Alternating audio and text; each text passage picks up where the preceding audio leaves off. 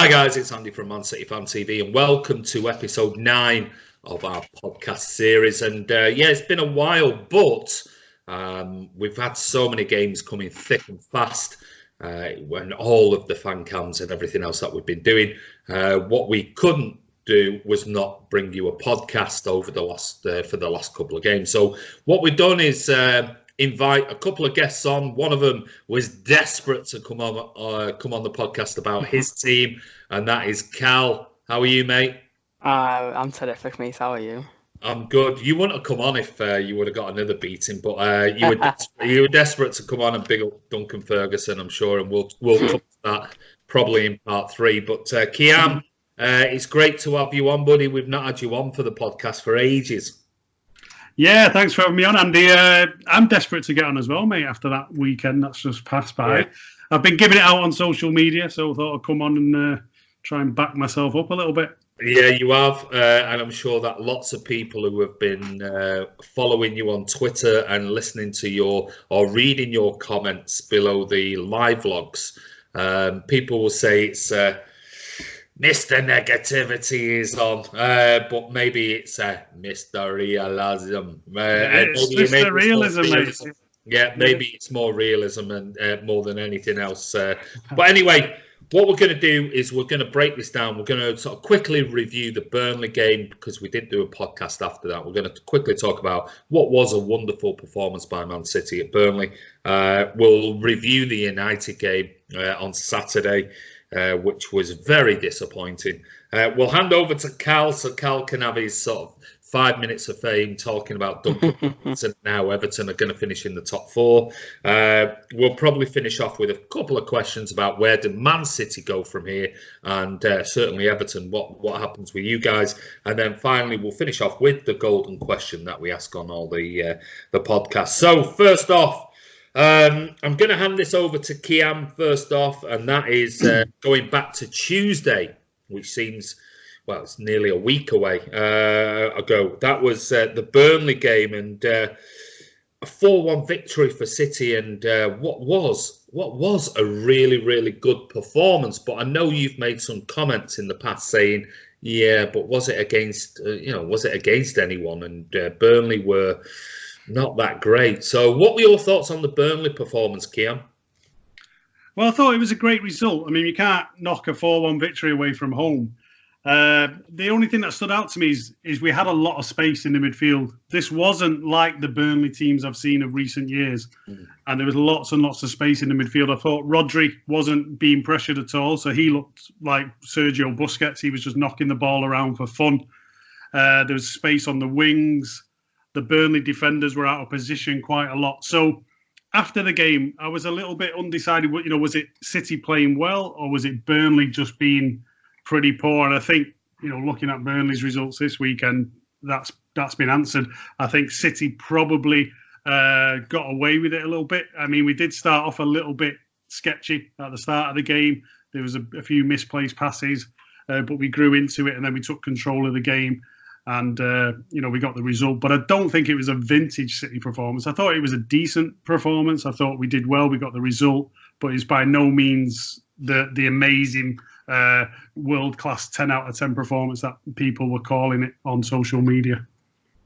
But, I mean, to go to Burnley, you know, we know Turf Moor is always a really difficult place to go to. We know that. And most teams will say, most managers from any of the Premier League teams will say going to Turf Moor is very, very difficult. So to get a 4-1 victory and with such a dominant performance, I came away from it thinking, well, I'm just disappointed we conceded 1 for Edison's from Edison's point of view. But do you think, I know you said that they stood back a bit. Do you think that was solely down to a poor performance by Burnley, or do you think City forced them on the back foot, which allowed Rodri to have more time? No, I don't think we did, to be honest. I think I watch Burnley's midfield, and usually Burnley are in your face. They're one of those teams that will really push up on you in the midfield, and they'll put pressure on the on our sort of defensive midfield positions. And they just didn't do it. They sat back. They were in their own half, and our team just had acres of space, loads of time on the ball. They were threading passes through, and it just wasn't the old Burnley. I think Burnley are in trouble, if I'm being honest. And I mean, you saw the result against Spurs at the weekend. They got absolutely battered at Spurs. I just think we got not lucky. That's the wrong word, but I think we played Burnley at the right time. Carl, what were your thoughts on? Did you watch? I don't know whether you did or didn't. I think you did watch the City game against Burnley. Yeah. What were your thoughts on it as a neutral? It's a vintage City performance. I thought I said on the stream that was the best. Even though you beat Watford 8-0, I still said that was probably the best you've looked. That was the more of last year and the year before, where you be constant passes, and everyone had a good game, which I think is the first time this season where everyone in the team has had a 10 out of 10 performance, in my opinion. I think it was great finishes from the players, great passing, and I have to agree with Kiam. If that wasn't a Burnley, would just be doing the same, or you can't just I don't know. It was a good performance, but you can't overhype it too much because it was only Burnley. And I know they beat us, but I think you're on a different planet to teams like Burnley. I think that's expected, really, in a 4-1 win.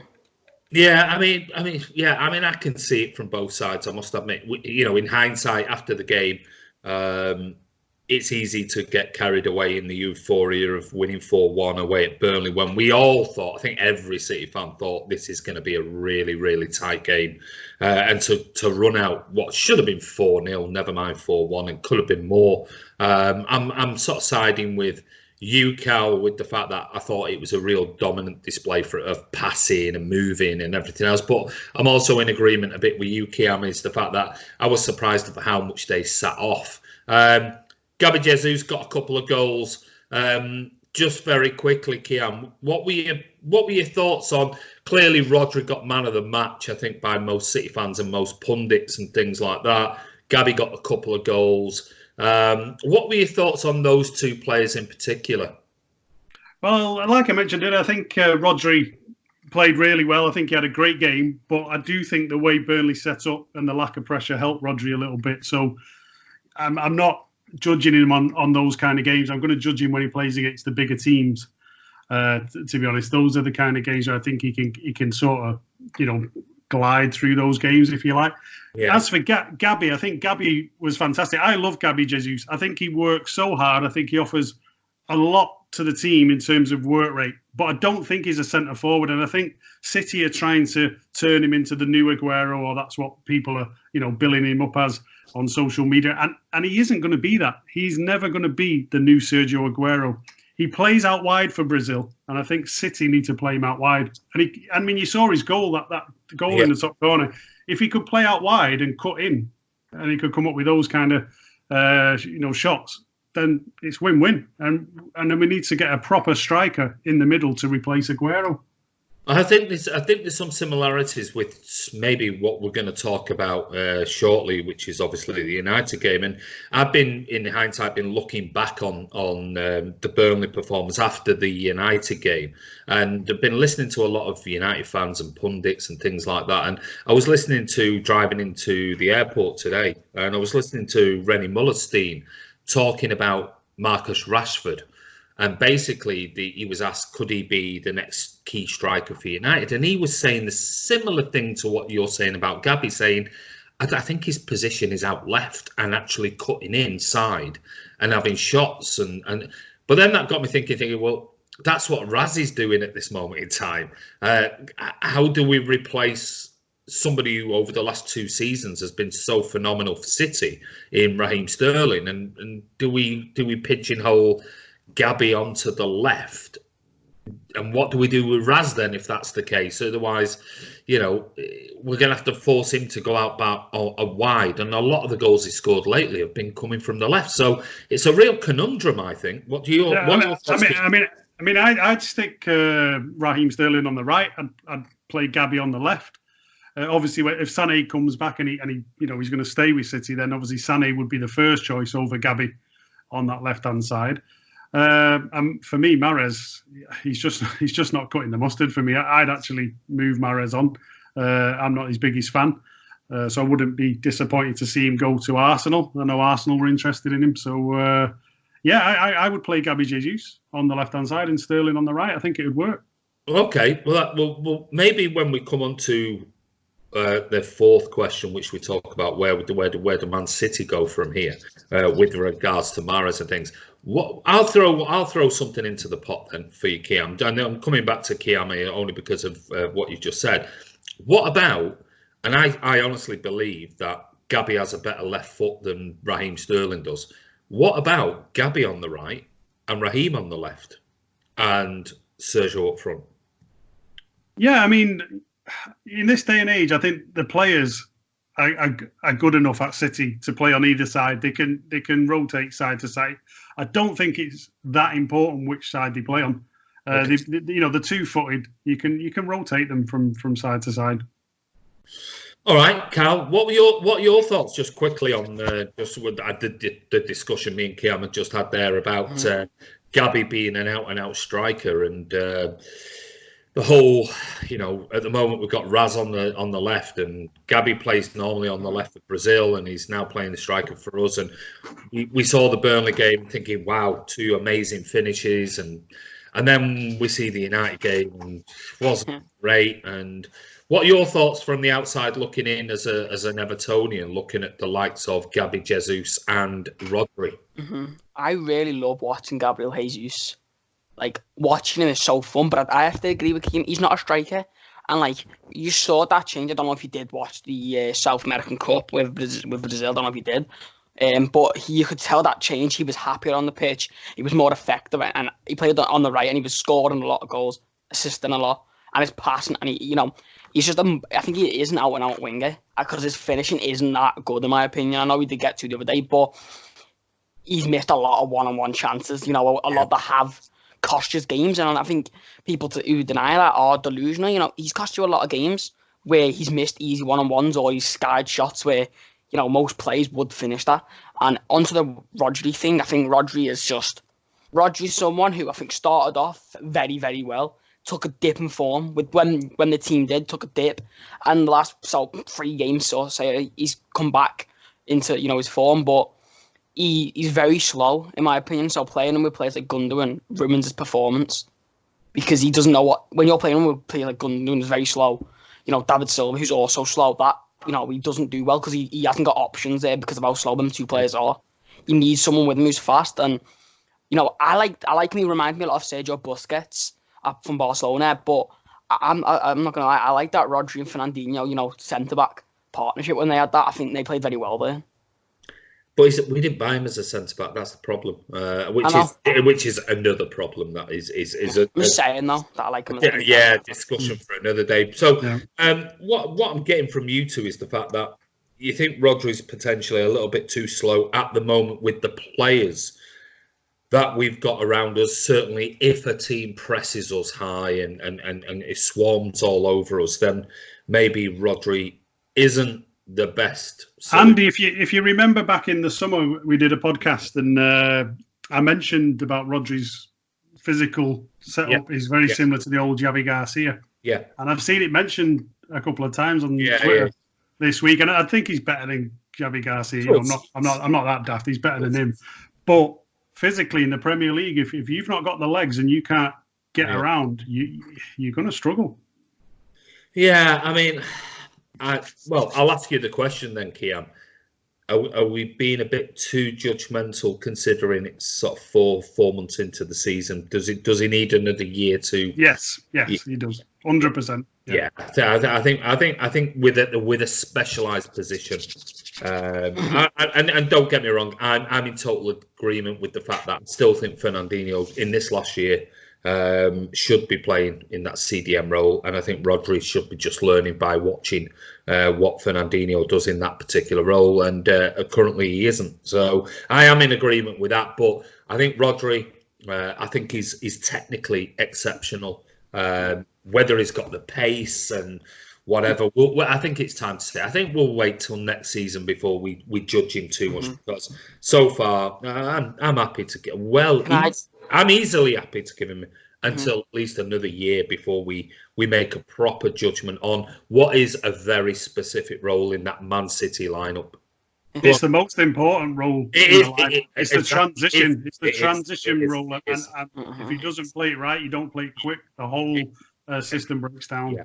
And that is, I think, a lot of the frustration with City fans, knowing we all know that is an absolutely key area for City. It's the foundation of the way we play football, and the fact we've seen this season the way that we've been playing with no Fernandinho there, who, let's face it, even at his age that he's at now, he moves the ball quicker forward. He reads things. He snuffs out danger. He makes the tactical fouls. He does this. He does that. He does the other. Far better than Rodri does at the moment. But what were your thoughts, Cal, on... Well, I've rather than be too negative on Rodri, what were your thoughts on Rodri's finish against Burnley? It was exceptional, in my opinion. Great. Yeah, just a class finish. But back into the Rodri thing, we're talking about, when you talk about, like, when you said a lot of fans, don't like him, I think the reason is I think a lot of fans are so... No, I didn't say that a lot of fans don't like him. I think a lot of fans do like him. I just think this season, I think people are still saying the way we started. Yeah. I think people would still prefer Fernandinho in that role and let this next transitional year, because he's new to the team. Let Rodri learn what Fernandinho does, and I think we've lost that little bit, like Kiam said. We've lost that little bit. Momentum and moving forward by having Rodri and persisting with Gundogan and things like that. So he's not good enough. I think he is class. I think he's a very technically gifted player. The big problem with Rodri, I think, and some City fans, I've spoken to, have said this to me, and they've said a big problem is, people are going to be frustrated because in the summer, you were linked to De Ligt, you were linked to these big name players, which you were. You were linked to players like João Felix, and you got João Cancelo, who I think we all have the same opinion pretty much on him. Rodri, and I think when, it's a big step down, no offence, from De Ligt, your João Felixes to Rodri and Cancelo. I think that was a big problem with City fans, and I think they wanted them big moves, but instead they got two moves who, I think Rodri's been very good in that position. I think it will take a few. He's very young. It could take another 3 seasons for him to proper like morph into this Fernandinho-esque player. And I personally believe he'll be better than Fernandinho was. Well, I mean, you two have both used the same word, and that is comparing him to a potential future Busquets. You've got to remember his age. I mean, Busquets is what, 35, 36 nearly. 31. But Andy, in older than that. In saying that about Busquets, so would Busquets do it in the Premier League? Well, that's another very good question. I mean, would he? I don't know. But I think Rodri. I just think we need to cut him a little bit of slack, and I think we need to see what he does next season once he's had a year. And I personally am in agreement. I would still rather have Fernandinho in that CDM role. I think we're missing massively, and I'm fingers crossed that we provide another year for Fernandinho at City, because I still think he's got it in him. The guy is just a model pro, and I think he could still do. I think he could still do it next year in that CDM role. Maybe not as often, but I still think he's got that tactical awareness to dictate and control and everything else. And I just think we're missing that this season. But 4-1 was Burnley. It was a great result, and I was really pleased because, like I said, I think we all thought it was going to be a really difficult game, which notoriously it is.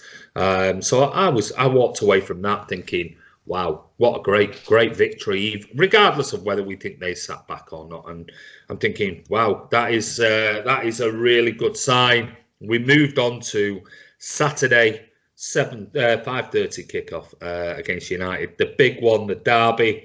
Kiam, just give me a quick couple of minutes overview of what were your thoughts of the lineup, which I thought was a pretty strong team and was close to what I thought we would have played, about 1 or 2 players. What were your thoughts on the performance and everything else? Well, to be honest, it's a weird feeling. I mean, the overriding feeling I have is I'm slightly embarrassed, which I think says everything about where City are. Because I looked at the team at the weekend and I thought, yeah, it's not the greatest lineup. Obviously, we've got injuries, we've got players out, but we can beat them. We've got enough. But I looked at United's team. I thought, yeah, they're going to cause us problems on the break as well. So I thought we could do it if we played at the full potential. I was concerned about the break, and obviously I did predict in my Premier League predictions that we would struggle. But I don't know what it is at the moment. I just think that City are struggling defensively, where there's no cohesion. The ball's not being passed quick enough. A lot of the play in the middle around Rodri as well. We've just been talking about Rodri. Rodri really struggled at times. He was dawdling on the ball. He got caught so many times. Kyle Walker, he's one that I point out, Andy, and he had a decent game in terms of he made some last-ditch tackles and his pace got us out of trouble. But if you actually track back, the first goal was an error from Kyle Walker where he lost the ball up the pitch. There's so many individual mistakes that are costing us at the moment. And United, they're not that good. They should not be coming to the Etihad and beating us, even with an understrength team. So I feel more embarrassed that we've actually lost to them. They've got the open top bus ready now. They've beaten City. They've got the We Beat Man City trophy, and it's just disappointing. It's disappointing. I mean, their fan channels. I was watching a couple of their fan channels. I watch Goldbridge, for example, and he was talking about the derby doesn't mean anything. It's only City. They're beating us, and now it's like the greatest victory that's ever happened in football. And let's be quite honest, they seem to have this habit of winning the derbies that have nothing riding on them. There was nothing riding on this derby. Yeah. We're out of the title race. United are wherever they are in the league, adrift. The derby at Old Trafford, at the Etihad when they beat us 3-2 that time and they came back, there was nothing really riding on that one. I know we could have won the league, but it was already in the bag. Yeah. And we rested players. So they have this habit of winning these meaningless derbies. And it just frustrates me a little bit. But we'll sort them out when we get to the swamp. Don't worry about that. I mean, I must admit, I was pretty confident going into the game. And I just thought, United, it's a derby. And I said that on the pre-match fan cams and things like that. I said, it's always a derby. You never know. It's one of those. It's always going to be tight. But I went for a 4-2. I thought it's going to be goals at either end. City can't defend at the moment. United can't defend. But I'll be honest with you. I thought United played really well. When you say embarrassed, I wouldn't say I'm embarrassed about the performance. What was shocked at what for me, they looked well up for it, far more than we were up for it. And that's what I walked away from that. I walked out the Etihad thinking, I have not seen a derby like that for a long time. Forget the 3-2 victory. On that day, we were 2-0 up at half time. We absolutely battered them in the first half, and we gave away some sloppy defending in the second half to get beat. But the effort and everything was there. I walked away from that game massively concerned that this is a derby, and we just didn't. I never saw one crunching tackle. I never saw any of that. I didn't see any energy. I didn't see, running around. I mean, I saw Rodri nutmeg twice, and I'm just thinking, that's my. I don't care about getting beat and things like that. I'm just concerned that this is a derby, and we didn't look like we were up for it for the fight that day. Cal, go on, Kiam. Yeah. No, I just wanted to say that. I mean, with the injuries at the moment, it's clear that our usual systems, our usual passing, it's not there. It's not there. So the game's breaking down, which is exposing our defence. And I think we were set up perfectly for the way United played. They're a part of the bus team. So that is obviously a tactical analysis opinion that you're looking at a game from the outside looking in. What is the root cause of that? Is the root cause because we haven't got Fernandinho in that CDM in games like that? Is that the problem? Or is it more than that, and it's to do with the fact Laporte's not there, and to do with Aguero's not there, or what is the root cause of that? Because there clearly is a problem that in that midfield they dominated us, absolutely dominated us. You know, the root cause for me is one word: company. I think the effect that company leaving has had on the squad as a whole and on the pitch in the big games has been absolutely huge. Yeah. My comeback to that was trying to, if I sit on the fence on this and play devil's advocate, company played 9 of the last 14 games last season. Prior to that, he hardly played any. It's the leadership, though, Andy. It's the leadership in the dressing room. Which is my point. Is are we missing an adopted Mank? Are we missing that type of? Not necessarily on the pitch, because everyone's like, oh yeah, you've missed company. I'm going, well, hold on a minute. Out of the last 14 games, he only played 9. He was huge. Don't get me wrong, he was huge. But for the rest of the season, he was hardly there. This season, he might have been injured again, and the same old. But do you think it's the leadership around the squad sort of saying to the players, and I know we've got David Silva there in his 10th season, I know we've got Aguero and Fernandinho, but we haven't got Zaba, who's an adopted Mank. We haven't got Company, who's an adopted Mank. Sort of getting into the players going, this isn't good enough, you need to work harder, this isn't good enough, we need to be doing this. Are we missing the leadership off the pitch? Yeah, I mean, the fact of the matter is, Andy, on the pitch. Every great club has a great spine, and our spine is coming to the end of its cycle. Yeah, that's the simple fact. You know, even the likes of Otamendi, who, you know, you won't class him as the spine. Company would have been the spine, but Otamendi, his legs are gone. You've got David Silva, legs not gone completely, but they are on the way, well on the way.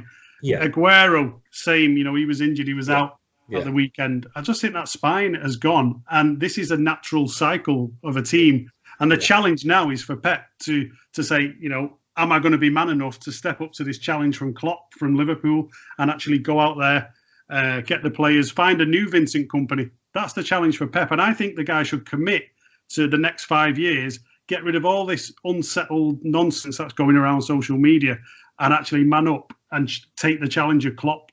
Otherwise, he doesn't want to do that. Pack your bags, mate, and move on, because City will carry on. So, you just said there, you just made a comment there, which was the spine of the team. So let me just put this back to you, which was the question I asked before, which was about Company's leadership, not just on but off the pitch. Let's imagine we did have a younger Fernandinho, who's not a captain of the team. We had a younger David Silva. We had a younger Sergio Aguero. Are we still missing, forget the spine of the team, are we still missing the leadership element on and off the pitch in Vincent Kompany? Forget about on the pitch. I'm talking about. All right. My other question to you would be: who do you see as anyone at the club at this moment in time that even shows a modicum of leadership in the sense of a Vincent Kompany at the club? The only guy, and I would have given him the captaincy, would have been Kevin De Bruyne, because he demands the respect of the players. All of our defensive lineup, for me, are not good enough, and they're not good enough to be the captain. They're not actually good enough. Laporte to the future, apart from Laporte. Yeah. But I'm concerned about Laporte. I mean, he's had a bad injury. Is he going to come back the same player? Look at Mendy. We don't know, do we? Yeah. And it's a very good point you raised there. Is that when you come back from such a bad injury like that, we're going to have to wait and see as City fans. What is he like when he comes back? Everyone thinks he's going to come in January or February and lead us to Champions League glory. Sorry, guys, that's not going to happen. He might do. We never know. But, you know, Pep always says it takes 4 weeks for them to, when they come back into the team, before they're anywhere near where they need to be. So if he comes back at the end of January, beginning of Feb, it's not going to be back to anywhere near his best until March, if he does reach that level this season. So I think it's a little bit of a worrying time to be switching over to thinking everything's going to be about the Champions League now. I think that's a bit of let's just get the top 4. Let's see if we can get a good cup run, and whatever we do in the Champions League this season, we'll do. Let me make a statement now, Andy. We've got more chance of winning the Premier League than the Champions League. I'm a 14 points behind, so work that one out. Well, I've got to stay positive. I've got to stay positive, thinking that the possibility. But Carl, what were your thoughts of? Did you watch the United game? Yeah, of course. The biggest game of the season, really. Yeah. What were your thoughts on City's performance against United? Embarrassing. When you say embarrassing, what do you mean? Because you're a side that are miles above them. And we've seen this a lot of times with City this season. It's you don't go out and show fight and you don't show passion. And that was the same with, obviously I'm not comparing Everton, City in quality, no way. But when we had Liverpool in the derby, we didn't show fight, we didn't show passion. They battered us. And I think, and I have stated a lot in podcasts in the comments that City are slow starters. You're just starting very slow for some reason. Yeah. And you got caught by Manchester United, and I thought it was just a tactical masterclass from Molly, because he knew your defence is very slow, it's very shaky, it concedes a lot of goals, and Rashford was phenomenal. And I think Man City struggled with the pace of that game, which was just insane to see how quick United started, because United could have got 4 in the first 15 minutes. Yeah, I mean they could easily. I mean they hit the crossbar. Good save by. And Rashford missed the sitter as well, didn't he? Yeah. It was. I don't know whether I'd quite go as far as say embarrassing as a. I must admit, I was disappointed. It's a derby, though. I was disappointed. I was really disappointed with the effort. That was my one concern. I just looked at that game thinking, I haven't seen one crunching tackle. I haven't seen one bit of aggressiveness from a City player. Yeah. It was like we were being brushed off the ball. There were people, players slipping all over the place. There were people being nutmegged, and I'm thinking, this is just not a derby I've seen it reminded me from what it was 15 years ago. I was concerned when I saw the team against Tottenham and they had Greenwood up front. They absolutely battered Tottenham on the attack. Yeah. And I thought, I'm a little bit worried here. Greenwood's going to come in. They've got lots of energy. But I was sort of glad that Martial wasn't available. But then he became available for the derby. And as soon as I saw it, I thought, they've now got the ability of somebody who's going to hold the ball up and play those 2 fast guys, James and Rashford, in. Yeah. So I knew when I saw that lineup, we were in trouble. It was too easy, in my opinion, for Man United. Would you have started Angelino? I mean, I'm just going to talk very quickly. 1 minute, you both can have your say for 30 seconds. Kiam, what are your thoughts on the left-back position with Mendy? Obviously, Zinchenko is now training, but not available right now. He will be available very shortly. Mendy was potentially available, but Pep's coming out saying, well, I just think Angelino's more, I don't know whether he said trustworthy, but he was trying to intimate he thinks he's better, I don't know, whatever his thinking is. Where do you stand with Angelino? Because I must admit, I am not impressed with Angelino whatsoever. So what are your thoughts? I think it's pretty clear at the moment that we don't have what you would class as a first choice left back at the club. I think Mendy isn't back. It's pretty obvious he's not back to his full level that he was before his injury. I don't see signs that he's going to get back to that level. Angelino, I think the kid does an all right job for what he is. I think he comes in, he does an all right job. I mean, he was horrendous in the derby. Don't get me wrong; he was out of his depth. But as cover, I think he would be a great lad to have in the squad. But without a doubt, we need to either move Mendy on if he's not fit enough and replace him with a better left back. If Mendy is going to get his fitness back and be that top left back again, then great, bring him back in. But yeah, for me, we need a first choice left back. Whether we buy one or Mendy comes back to full level, I don't know. But I think we are going to have to go and buy one. If it is a question, and again, I am solely playing devil's advocate here. If Angelino was 26, 27, and he put in those performances, would you give him as much leeway? Well, yes, because I just said there, and he's a cover. He's cover, and at the moment we've got no choice other than to play him. So what we're actually saying is here, it's not about his age and things like that. What we're saying is that he's solely just a cover left back. He's a number 2. Yeah, that's it. He's a number 2 left back. Okay. Would I have him in a starting 11? No chance. Yeah. I just wanted to clarify what we were talking about there. Right. Okay. So United. I mean, fair play to United. I thought they thoroughly deserved the win, even though people were quoting possession stats and things like that. And even though we had, 72, 74% possession, I just don't think we did enough with it, even though we were far better in the second half.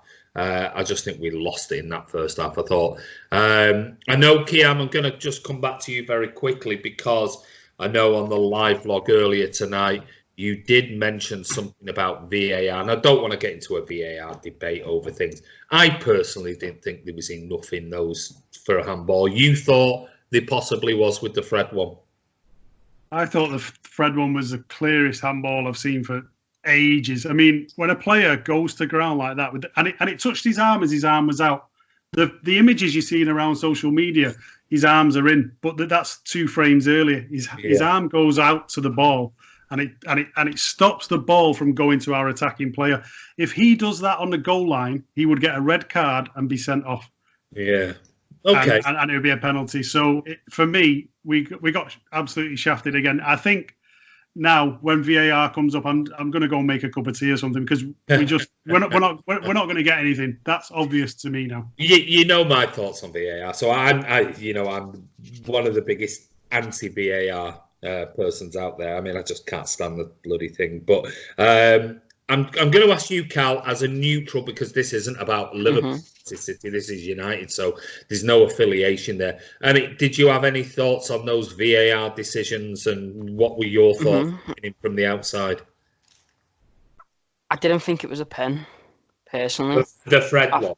Yeah, I thought it was very. If it was, I think it was very soft because he tried to pull his arm away, and it got him on his hand, and you see, he tries to pull his arm back, but it hits his hand. But you can argue that it is. But we've seen them given, haven't we? Yeah, but you've also seen them not given. So yeah, and this is the whole thing. 50.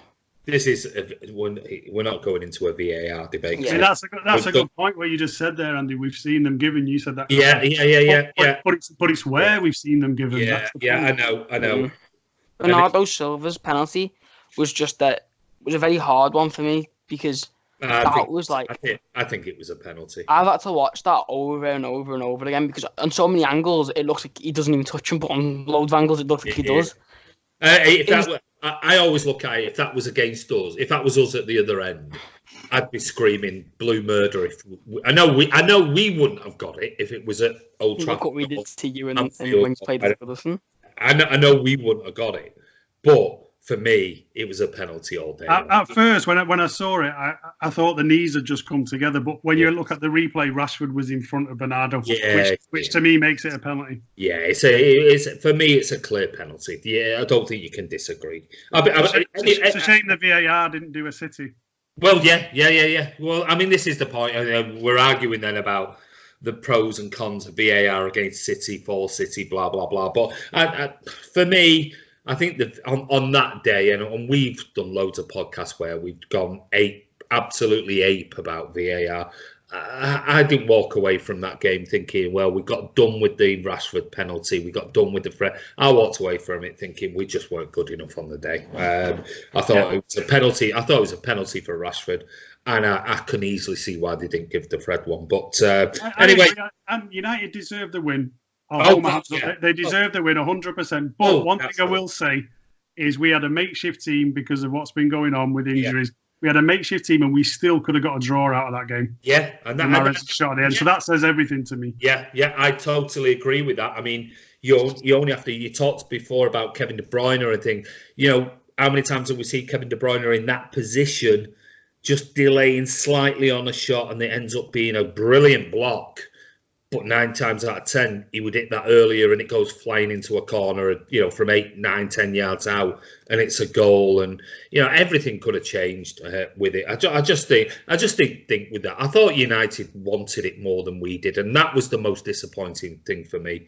I just walked away from it thinking that's one derby I've not seen for a long time where we just didn't look like we wanted it. There was I think they want it, Andy, but when there's nothing riding on it, that's when we struggle to get. Yeah, maybe. You know what I mean? The biggest riding thing was if we got beat there or drew, the league is pretty much over. And now we're 14 points behind. I think the players knew it was over well before. Maybe. But anyway, Cal's on. Cal, you've been desperate to come on this next podcast because of your team. So I do apologise, but you've only got a couple of minutes, and I'm going to leave this 2-minute section over to you to talk about Everton, because clearly Marco Silva, after the last videos we did and podcasts, we were speculating about Silva's tenure at Everton. Well, it was over. Duncan Ferguson. I mean, talk to me through that. What was a really, really good victory, and by all accounts,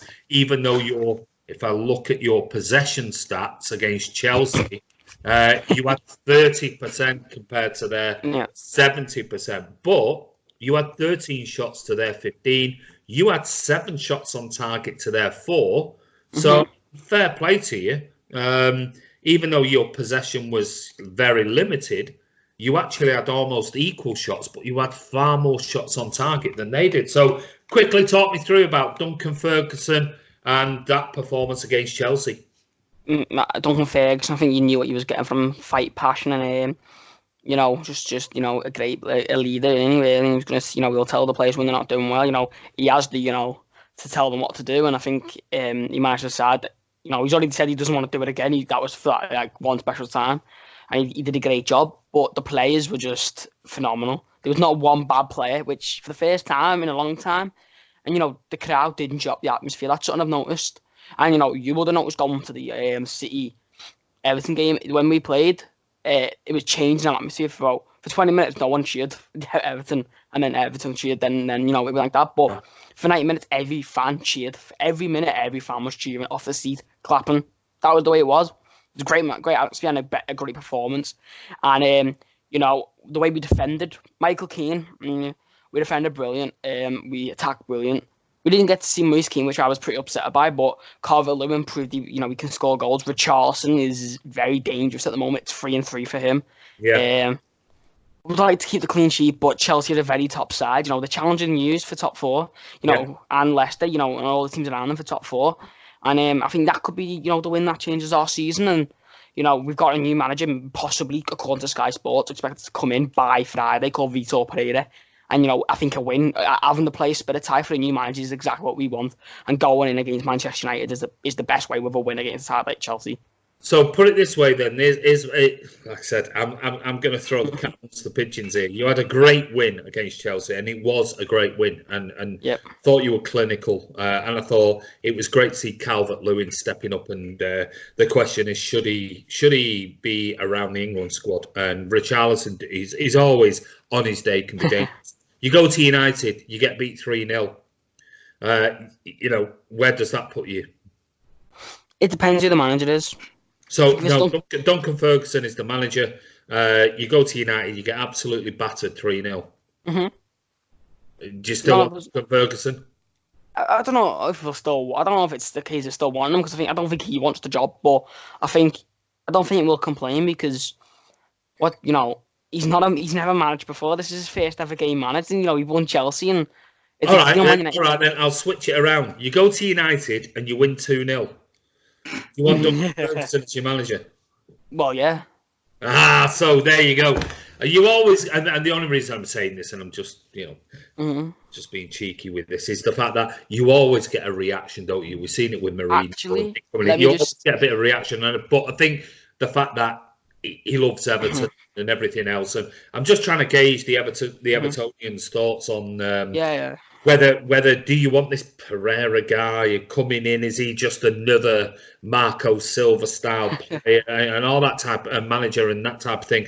Or would you rather, honestly, take a few defeats and take a few wins and take a few things and move through to the summer and actually appoint Duncan Ferguson. And I do believe what you said there is I believe Ferguson is a little bit nonplussed about taking the job as a permanent role. I don't know whether that's him just being neutral for the media because he knows somebody's coming in, or whether he really, really does want the job. What would you be happy if Everton just said, you know what, we'll just give it Duncan until the summer. Let's just see where we are. I don't think we're going to be in a relegation battle because currently you are in 15th.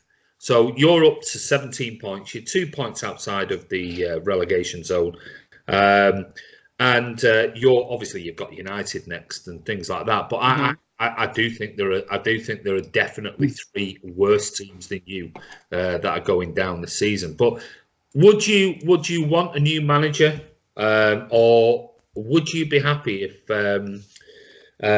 Ken Wright and Mashiri says, you know what? Just give it Duncan, do it till the end of the season, and we'll back you 100% wherever you finish. I can't answer that question because the Everton fan in me. No, you have to answer the question. Because I love him, because I love Duncan, and he has this passion. That's the question I've asked you. That's what you've got to answer. No, it depends. He needs to lose, and that sounds really stupid, but you need to see how inexperienced manager does taking a loss, because you saw it with Ollie. Ollie was, how many games did he go unbeaten? 17 win, and then he lost, and then everything fell apart. Right, well, okay. Well, yeah, I'll throw it back to you. We've got a minute left of your Everton talk. Let's imagine you get beat 2-0 at United. Yeah? Your next game is at home to Arsenal on 21st. Oh, yeah. Let's imagine you beat Arsenal 2-0. So you've now won 3-1 against Chelsea. You got beaten by United 2-0. You're going to beat Arsenal 2-0 at home on the 21st of December. Do you still want Duncan Ferguson in the job, or would you still rather have somebody else to come in and completely try and revamp everything over what is an absolutely mental 6 weeks coming up? You know what, Duncan Ferguson, actually, because he's got that. I don't think another manager can come in personally and, deal with these players, because these players, in my opinion, have, they put up with a lot of stick from, not just from Everton fans, but from every fan. Yeah. And, they've had some awful games where they have really had the confidence ruined. And this is my point. The point is that we're going to the period of the season now, which is absolutely mental when it comes to games, and you're going to potentially bring in a brand new manager. You've got United away, okay. You then got Arsenal at home. You've then got Burnley at home on Boxing Day, and then you go away to Newcastle on the 28th, which is at the moment the way they're playing is a really difficult game, and then you've got City at home on the 1st of January on New Year's Day. So, do you really want a new manager that comes in and going, Jesus, we've got 5 losses out of 6, and is this manager any good? I mean, you might get a reaction from a new manager, but you've got somebody there that if you were to, and in reality, I'll be honest with you, those games are absolutely mental for Everton. You would be expected to lose 5 out of those 6 games. You would be expected to. But Ferguson would probably get a comfier ride than a new manager. Yeah, definitely. It's just, I agree. I think he could lose all of them, and the fans aren't going to turn on. The fans love him too much. I've already said my predictions. I think we're going to beat Arsenal. I think Arsenal are very easy. They're just not a very good side. And I think we'll give City a very, good go. And I think we'll be in it a lot more than we were back, when we played, I think it was in October. Because personally, you have had a lot of average performances, and you struggle against teams that fight. And I think if it comes down to fight and passion, I think with Duncan Ferguson in charge, we show that a lot more than anyone else. That's something I've seen. We did look better, and I hope, fingers crossed, touch wood, I'm touching my head right now, Duncan Ferguson can go in the next 6 games, get 3 wins, 4 wins at them 6 games, and hopefully, everything goes great and Duncan Ferguson still a manager at the end of the season. Problem is, though, you might appoint a manager before he even gets an opportunity to even. I hope not. And if you do, and this new manager comes in and you end up with 5 defeats out of 6. Yeah. How's the start of 2020 for you guys with a manager who's come into your Everton and loses? Yeah. And let's face it, I think you can raise your game, but they are tough games. Your next games are absolutely phenomenally tough. You get into the new year with 5 defeats out of 6. That is not a good start for a brand new manager. You may as well just kept Silver. Hence why I'm saying, if you kept Ferguson and said, let's just hold off the appointment of a manager until the new year, let's just see what Duncan does. And if we lose, definitely, I agree with that. You know, the fans are not going to get on his back, because we're not. In all honesty, regardless of whether you think, oh, we could beat Arsenal, we could play well against you, we could. You're not expected to win those games. Oh, definitely not. Definitely Kiam, not. What were you going to say, mate? I was just going to say to Cal, I mean, if I was a footballer, I would play for Duncan Ferguson, because you might come home and find your back door open at the end of the night. You know what I mean? The guy's tough. He's a character. I think Everton need a guy with a strong mentality. And when, tactically, he's not Pep Guardiola. But if you put the right guys behind him, and then have him as the figurehead in the dressing room, that could be what Everton need. Mm-hmm. Yeah. I think for Everton it'd be an absolute perfect appointment to say, you know what, we're going to keep him in situ at the moment till the new year. We'll review it in the new year. We'll see, because we've got a lot. We're not and be honest, Cal, you're not expecting to get many points out the next 6 games because of the teams that you play. Oh. And the form. All right, Arsenal, maybe. Even us. You could put us in that if you wanted to. But you're not really expected to get any points. Definitely not. Definitely not. But I think, Duncan Ferguson's brought this new kind of... I think Duncan Ferguson put all the other Prem teams, on alert. And everyone now knows that with Everton on there, they can play football. They can go out there and get the 3 points. Well, the one thing you will get is you'll get 100% effort, because he won't accept anything. That's what I want. The new guy, this Pereira guy, you have no idea. He might be an absolute genius. He might be like the Wolves manager. He could come in and transform in that way. But you have no idea what him, and he's got to try and then implement his style. The one thing that Ferguson is doing, if it's not tactical, is going to turn around and say, if you're not 100%, you are out of here. End of story.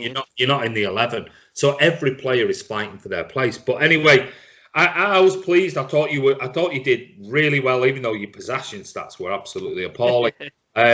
Listen, it's about the 3 points, and I expected, when I did my predictions before the sacking of Silva and the appointment of Ferguson, but I think if I would have just held back and changed them and thought about it, I might have gone for a win for Everton, because you always get that bounce back when certainly somebody of the likes of Ferguson comes into to Everton. You're always going to get something back. I personally, my opinion would be keep him until the new year, review it in the new year, and then this Pereira guy or whoever he is. Look at it then, because I think what you'll get is the one thing that Everton fans want is 100% effort. And I think over the last 18 months, you haven't got that consistently. You've had 1 good game out of 5 where it's been great. You've come up against us when at Goodison, you worked your socks off, but then a crap the next game. And I think Ferguson will give you 100%, absolute 100% in the team. You might not be good enough to win on the day. But anyway, moving on to the last couple of questions, and that is Kiam. Yep. Well, we're 14 points behind. Well, the first question, just a simple yes or no, because I think that's all that requires, is the Premier League over? Over? Well, no, I mean, I've got to ask you the question. Over? It was over when it got to 6 points for me. It's over. It's done, dusted. We've got to buy our Leicester shirts and hope for the best. Right. Okay. So, Carl, is the Premier League over for Man City? No. Wow. Hey, a little bit of positivity. Go on then. Why do you honestly think, as an Evertonian, and I'm sure that influences it as a little bit as well, but why do you think, considering we're 14 points behind Liverpool, the Premier League title isn't over? it's not even if it was Liverpool, you know, it could be any team, you know, above you. It's just the class of Manchester City, and I think we could see this. You know, maybe that loss to Manchester United has motivated the players and has motivated Pep even more. And, you know, this could be Pep's last season, yeah, but Pep could be telling the players, "Let's do this for the fans. Let's do this for us." And you could go out there and win every single game because you are capable. And we know what Liverpool are like. The you know, the king of bottlers. You know, they could bottle anything. You know, you know, even if they do win the league, it doesn't mean anything to me, you know, for Liverpool. But it would. It doesn't mean anything to me. I'll be honest with you, but I'm sure the Liverpool fans would disagree. I mean, Cal, you're right there, mate. But the only thing is that the class isn't on the pitch at the moment because it's either injured or it's moved on in company. And, you know, I don't know. You know what? For me, it wasn't the lot. You know, I'll be honest with you, Kiam. You just made a good point there. If we were 14 points behind, as we are right now, we're on 32, they're on 46. After 16 games, we've got 22 games to go for the rest of the season. After I walked away on Saturday evening from the Etihad, if I thought we got beat 2-1 by United and it was down to a VAR decision, or a couple of those, or it was to really dodgy refereeing, or a lot of luck by United, I would have probably walked away going, hey, listen, we are still in this because we are fighting for everything. What said it to me after Saturday was I walked away from that game going, there was no fight, there was no passion, there was no energy, and that is not a normal Man City performance.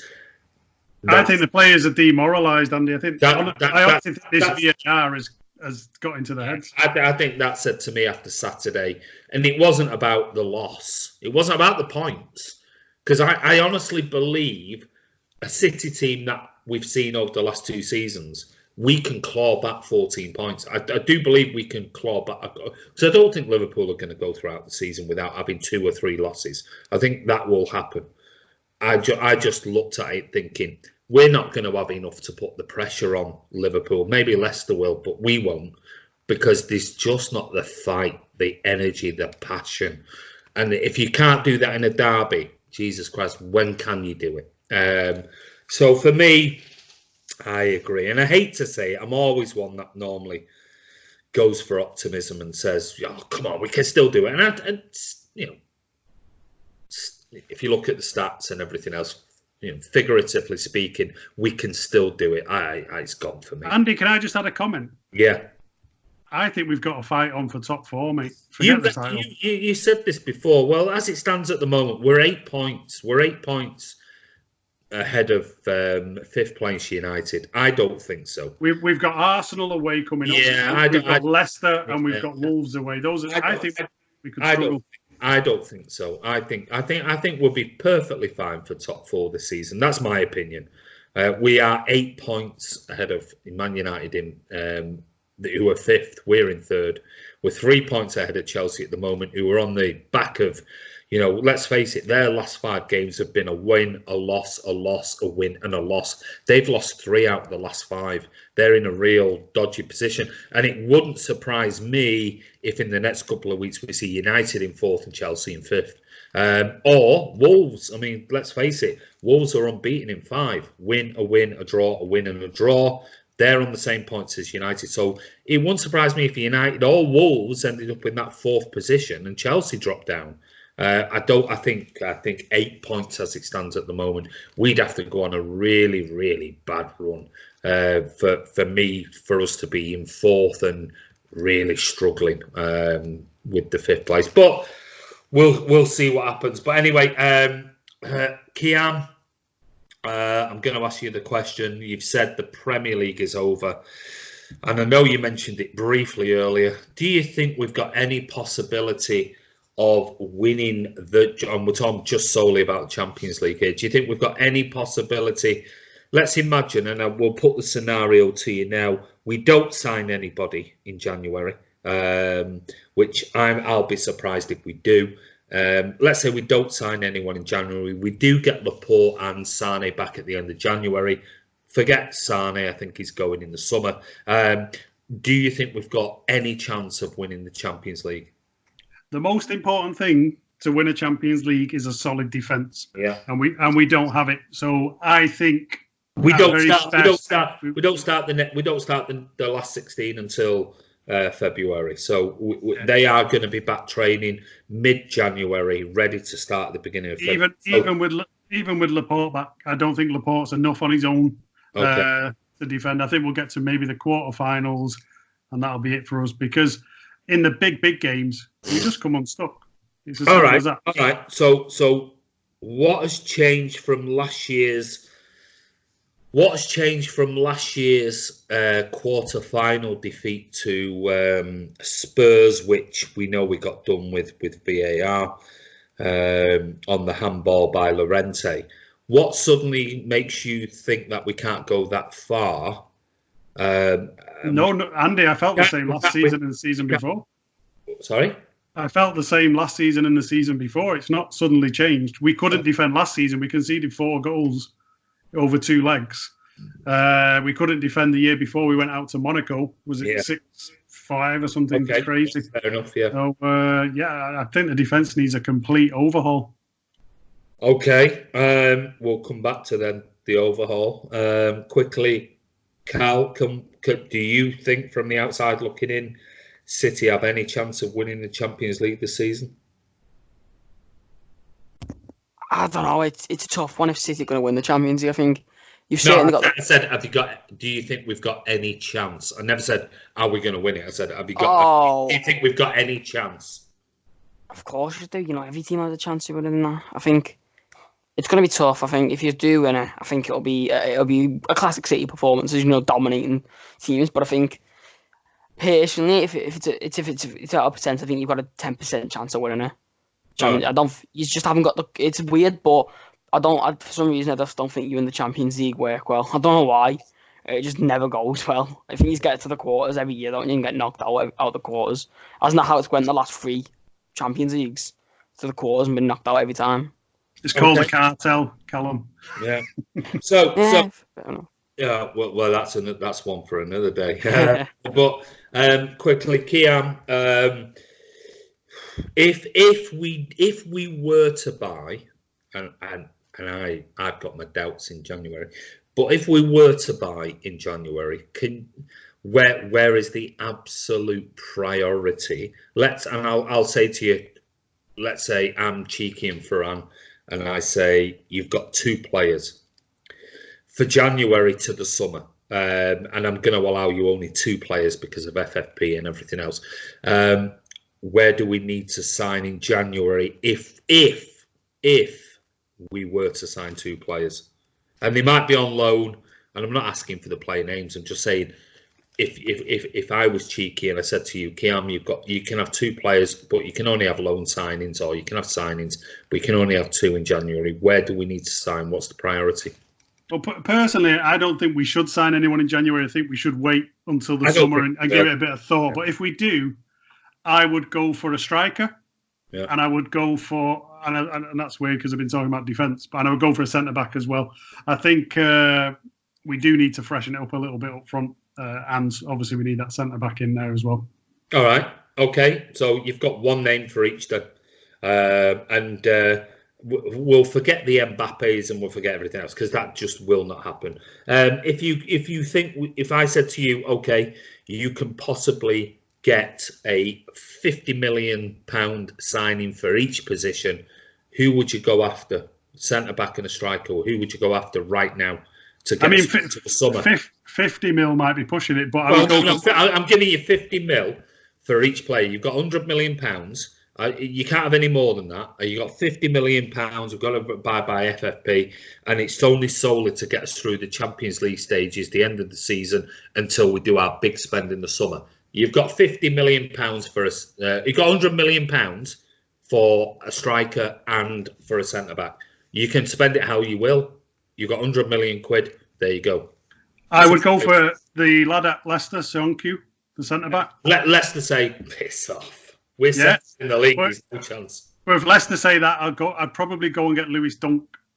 Okay, good. I think Dunk could do a job for us if it was short term. Well, I could do a long term job. Yeah. And the striker I would go for would be Martinez at Inter Milan. Mm. Problem being, he's trying to get him away from Inter Milan because they're in the Champions League next stages. And that's the only thing. It'd be Champions League. Yeah, that's the only. You'd have to throw. I think we're going to have to throw. I like him. I think he's a very exciting Argentinian, and I think. But I think we're going to have to throw a shed load of cash at him in the summer. What about Edin Dzeko? Where's he? Well, the rumours are Arsenal want him as a bit of a loan signing. So should City be going to Edin? Yeah, I'd get him back just on short term. I mean, I don't think he's going to be a long-term answer. Obviously, I mean, I don't think his legs are quite there. But for just finishing and getting on the end of these chances that we constantly miss, how many crosses are we making right now? Wouldn't you love Edin on the end of some of those? Oh yes, without a doubt. Good point, Kiam. Maybe there you go, Pep Guardiola, cheeky Ferran. Caldoon, if you're listening ever to the Man City Fan TV podcast, and which I doubt you are, and get Edin back on a loan deal. He'd love to come back to the Etihad. Get him in there just for the Champions League stages, if nothing else. Coming on as a sub.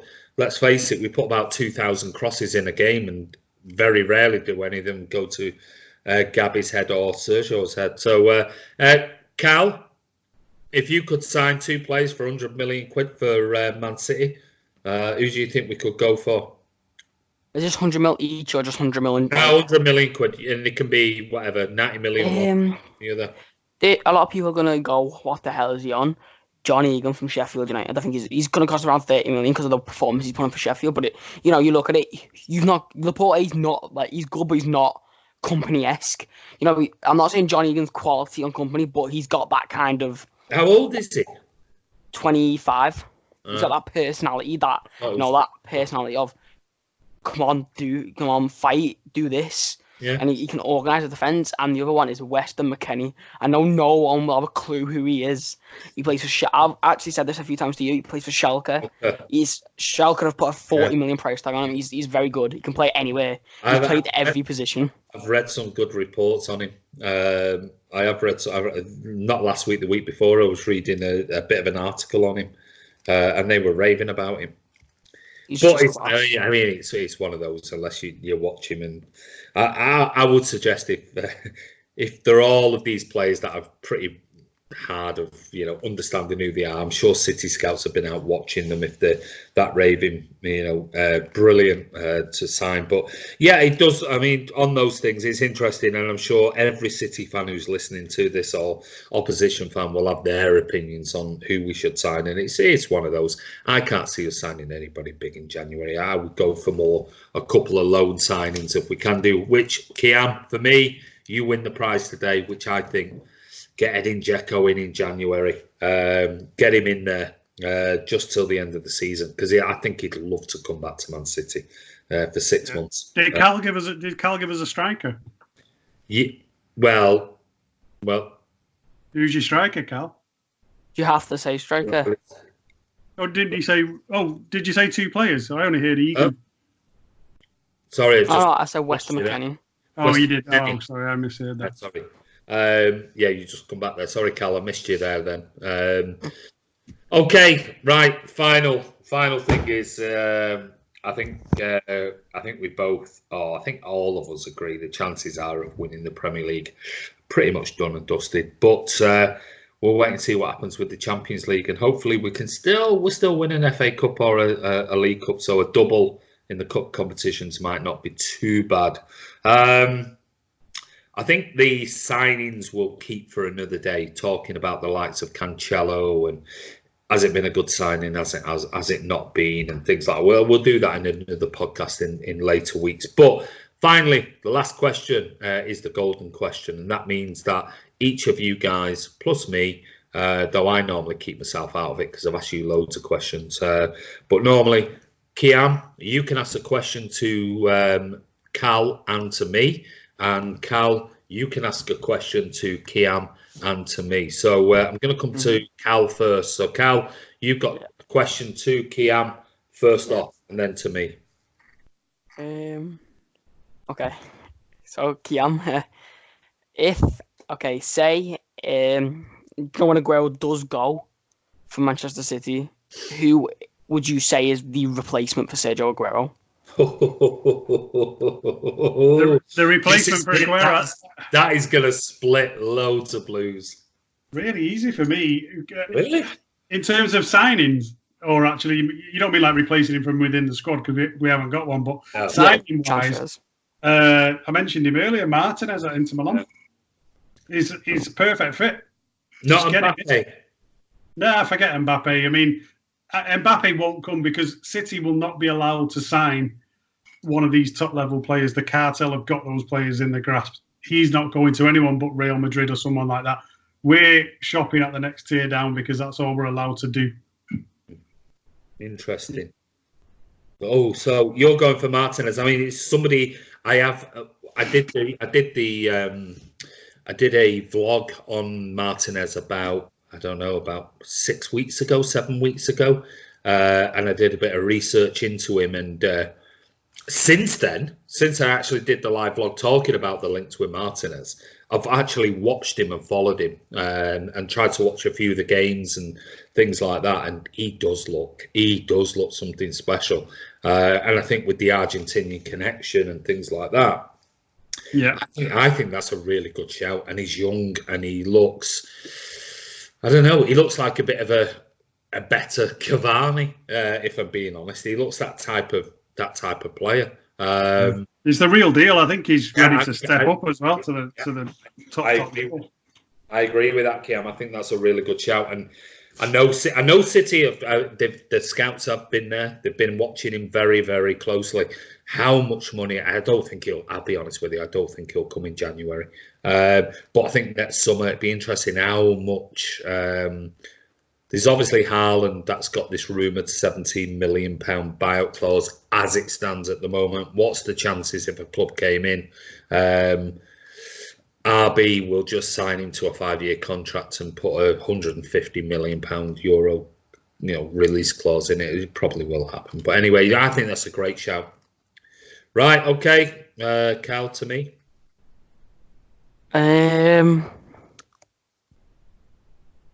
If you could take one player from any Premier League side, who would it be to replace David Silva? To replace David Silva? Yeah, so it has to be a midfielder. Oh God! You know who I'd take right now? I think we've already got the replacement in Phil Foden. For me, Phil Foden is the natural replacement of David Silva, and if that doesn't happen, I will be really, really annoyed. I'll be really, really angry about it because I think between now and the end of the season, Phil Foden needs more game times because, I've always said, I mean, I rarely ever say anything negative about David Silva, but if you look at my player ratings over the last few games, he's been getting 5s and 6s, and I never give him 5s and 6s. But I can see that even though he's an exceptional player, I just think it's a typical last season performance from him, and he is struggling a little bit. So for me, it's Phil Foden. If I had to take another player outside of Man City, there's only one player I would take right now. And I think even if we put Phil Foden in the team, I'd take Maddison from Leicester. Great choice. I think he's a wonderful player. I think he's absolutely exceptional and will be in the England squad as a regular for the next 10 years. I think he's an exceptional player. So that's my answer. There you go. I'm not sure Leicester will take. Let us have Soyuncu and Johnny Evans and Maddison and everyone else. But anyway, it's Maddison for me. I think he's a wonderful player. Kiam, you've got one question to Cal and one question to me. Okay, so my question to you, Cal, is if Manchester City offered Everton John Stones for 45 million, would you take him back? No. No, okay. That's naughty. Oh, and why, can I ask? Part of a second part of that. Why wouldn't you take him back? You just wouldn't. It's just a no. I think Gary Mean just a is straight better, in no. my opinion. He's just, I can't swear, but he's very bad. John Stones, I just don't think he's lived up to the expectations that we all expected from him. He's very slow. He can't pass a ball. His ball control just confuses me, and his decisions sometimes just make me wonder sometimes that I could do a better job than him. So you've just really disheartened me there, Cal, because I thought Everton were going to be our get out of jail where we could flog him for 45 mil, and you just ruined it for me. So thanks.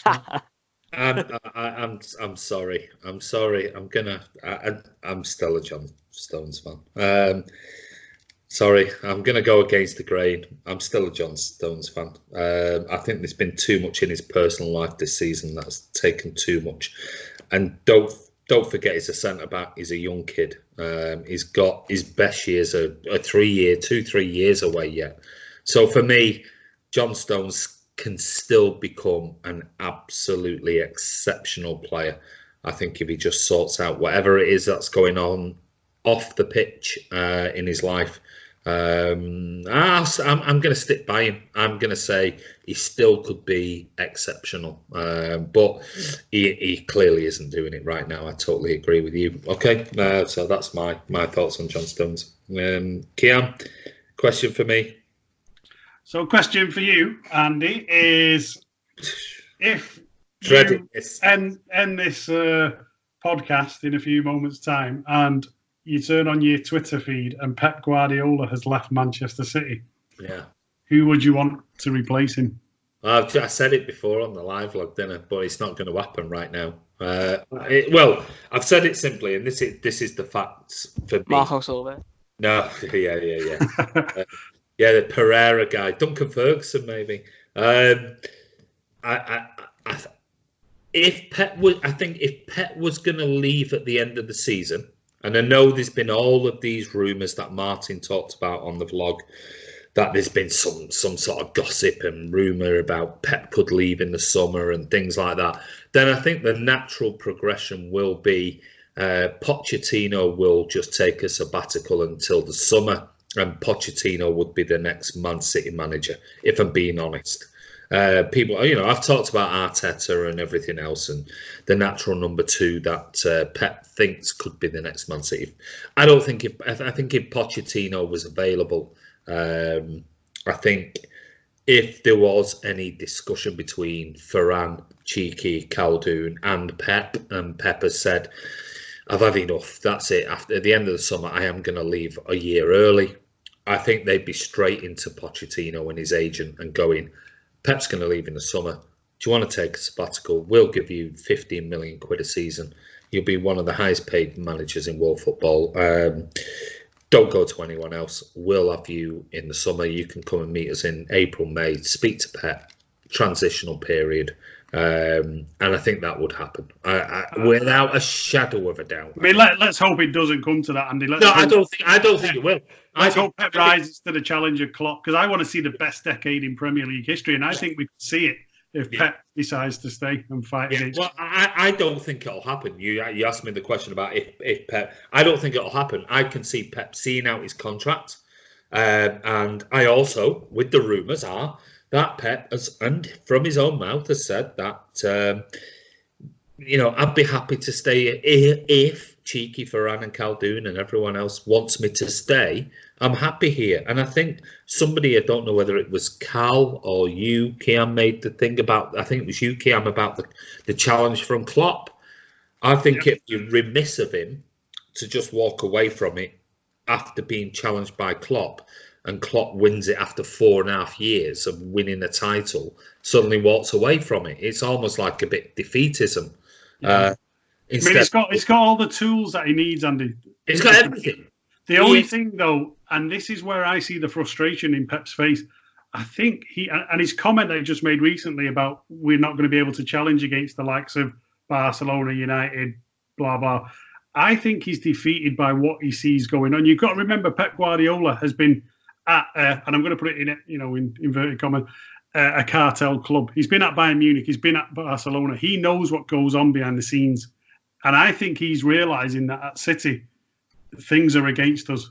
Yeah, and that's where his body language is coming. Yeah, but to be fair, he's been here 4 years, Kiam. So he's known that for the last couple of seasons, and that's why I think the last 2 years of 198 points against VAR last season, against VAR and the cartel the season before and everything else. I think that's why it was so important to him that he was just like, hey, we've just won 4 trophies. We've just won the domestic treble that's never been done before. We've just gone 198 points in 2 seasons. You can't question this team and me. But I think this season, I agree, it's been a little bit of a, well, now you are seriously trying to make sure that we don't win it this season. Yeah, now the VAR's creeped into the Premier League. Oh, yeah. I think that could be the final nail for Pep. I really do. Well, my question to you then is, do you think Pep will leave at the end of this season, or will he sit out his contract? Honestly, right now? Honestly, right now, on the back of defeat to United? I can see him seeing out his contract. I think he will do that additional year, because I don't think he's going to want to walk away on a bad note. The only thing that worries me really with Pep is the news coming out about his wife. I think his wife moved back to Spain or something. Yeah, but that was 3-4 months ago. She moved. Yeah, but something, that's quite an important thing. It is. Yeah, of course it is. Yeah. But do you not honestly think that the likes of Cheeky and Ferran will not give him every single? You go get a private jet here every night if you want to, and fly back here and go and see your family every night. If you needed that after training, leave at 5, go and see your family, come back here first thing in the morning. They would do absolutely everything with a private jet. Let's face it, it's back to Catalonia. So, it's 2 hours. They could have the private jet ready for him. They would helicopter him from the Etihad to Barton to wherever to pick up his private jet. He'd be there in 2 hours. He can spend the evening with his wife. That's a good point. They would do that every single night, because Pep could look on his laptop on the flight, look at any tactical stuff. It'd be in connection with it. He could take his bloody tactical team with him and then just go to his home and do. So I don't. That's a great point, Andy. So it's down to Pep then in his mentality. Is he a man or is he a mouse? We're going to find out. Yeah, I agree. I agree. I don't think there's any logistical issues for me with his wife. Of course, you would like your family with you, and I think his family is very, very important to him.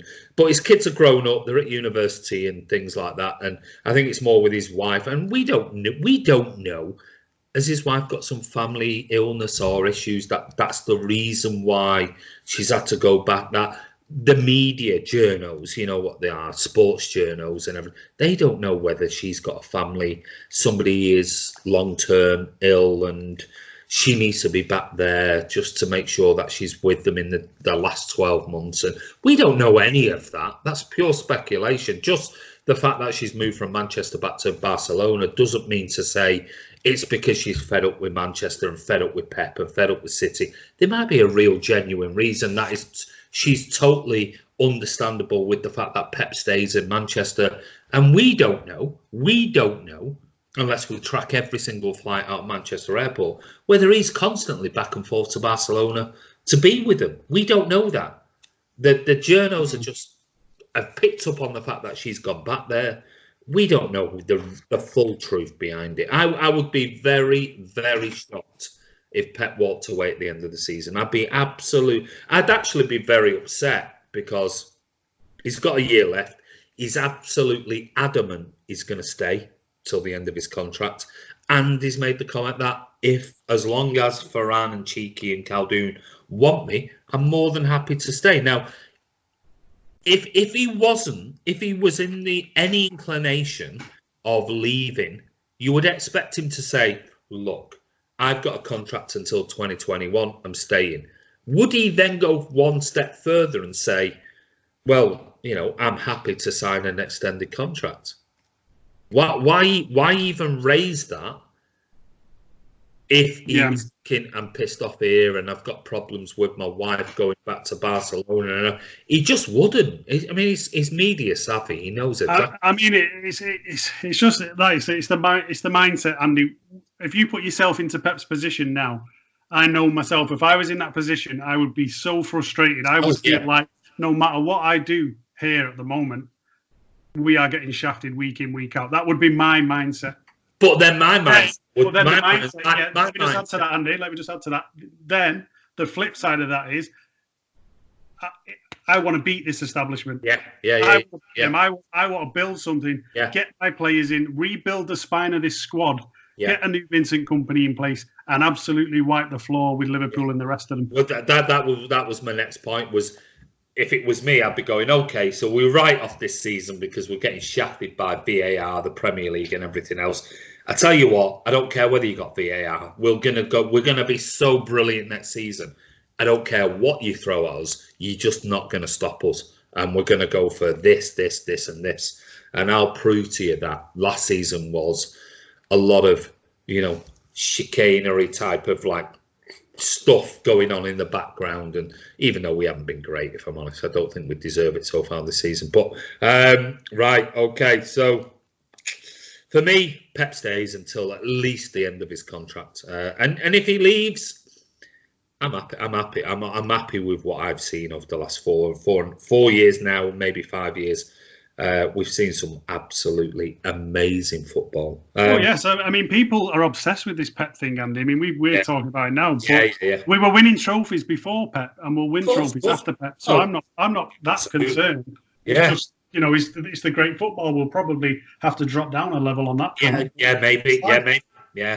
Maybe we will. Right. Just before I go, I'm going to throw one question back at both of you. And this is going to be 1 minute each. And this is only something that came to light when I was driving back home tonight. And that is that WADA have banned Russia from any major competition. That means athletics. That means the World Cup. That means everything else. The only thing that the UEFA have come out with and said the 2020 European Championships they won't be banned from, which I find absolutely unbelievable. They've basically Russia have been found guilty of doping and tampering with doping tests and things like that. So they banned them from the World Cup. They banned them from every other major sporting occasion around the world. Yet UEFA, being UEFA, have said, oh no, they're still all right to be in the 2020 European Championships. Carl, what are your thoughts on that? Just confused. It just makes no sense. What's the why keep them in the Euros and keep them out of every other competition? It's just confusing.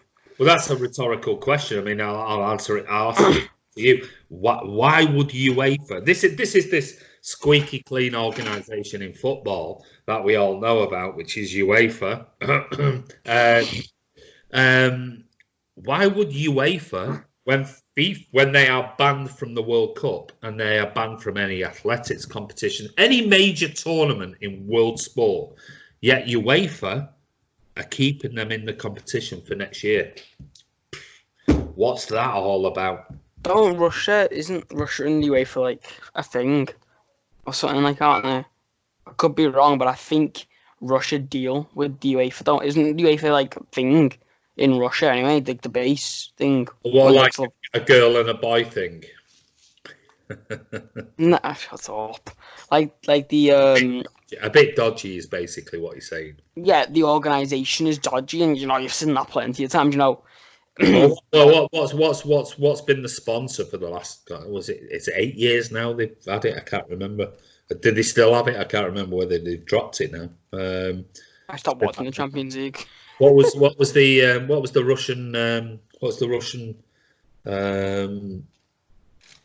advertisers that used to be on ITV and everything? What were they called? Oh God, I'm gonna have to. What were they called, Kiam? Advertisers. Yeah, the what's the gas and oil company called? Oh, Gazprom. Yeah, Gazprom. There you go. Yeah, Gazprom. I was talking about. They're in cahoots with Gazprom for the Champions League. So is it any wonder that this is the worldwide anti-doping association have banned Russia from any major, and their words were major sporting events, which means they are banned by FIFA for the World Cup. They're banned from any athletics. They're banned from anything else. They're banned from anything. UEFA have come out and made a statement saying 2020 Russia are still available to participate. I have an opposite view, Andy. I think fair play to UEFA. I think why then? I think this is purely political. It's a political game between the US and the Russians. It shouldn't influence what UEFA do. These chemicals that are being used across other boards as well, other athletic boards, and you just don't hear about them because it doesn't suit the political game. So I think Russia are being used as the Man City of the athletics world. You reckon? Yeah, I do reckon that's the case. And I think UEFA, fair play, they've stood up to it and put two fingers up and said, no, we're gonna let them take part because it goes on all over the place. So my counter argument to that would be Alexander Seferin, who, as we know, has been absolutely anti-Manchester City.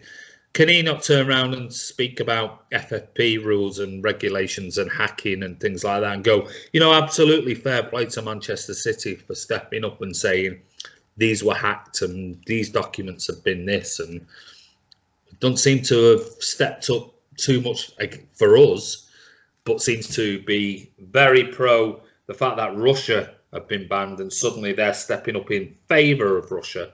To say that, oh no, it's these are allegations against this, and I know there's the arguments that Russian players could potentially be playing in other leagues and things like that, but I find it very difficult that when a worldwide organisation, it wasn't like FIFA banned us or are trying to ban us for FFP. It's UEFA, but WADA absolutely impose a worldwide ban on any sporting activity by Russian athletes. Yeah, but and I know that when you say worldwide, it's US run. They pull the strings.